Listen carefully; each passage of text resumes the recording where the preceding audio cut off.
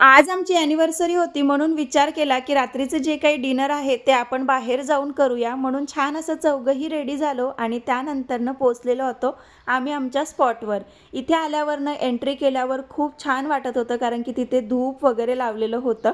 त्यानंतरनं आम्ही आमच्या जागेवर जाऊन बसलो कारण की आम्हाला इथे बैठक नावाप्रमाणेच बसून जेवण करायचं होतं आणि ज्यांना बसता येत नाही त्यांच्यासाठी चेअरसुद्धा इथे होती. त्यानंतरनं सगळ्यात आधी स्टार्टर ऑर्डर केलं, तर स्टार्टरमध्ये फ्रेंच फ्राईज आणि पनीर 65 असं बोलवलेलं होतं.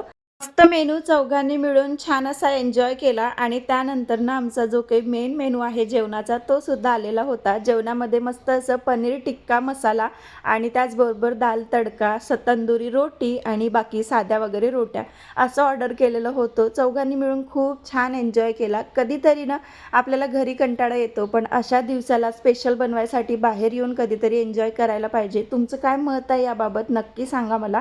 आणि या हॉटेलमध्ये ना खरंच खूप छान क्वालिटी, क्वांटिटी आणि सर्व्हिससुद्धा खूप छान आहे. सगळं जेवण खाऊन उरकलं, बिल वगैरे केलं आणि हा छोटासा वॉटरफॉल म्हटलं चला, जाता-जाता तुमच्यासोबत शेअर करते. त्यानंतर ना आम्ही घरी निघालो.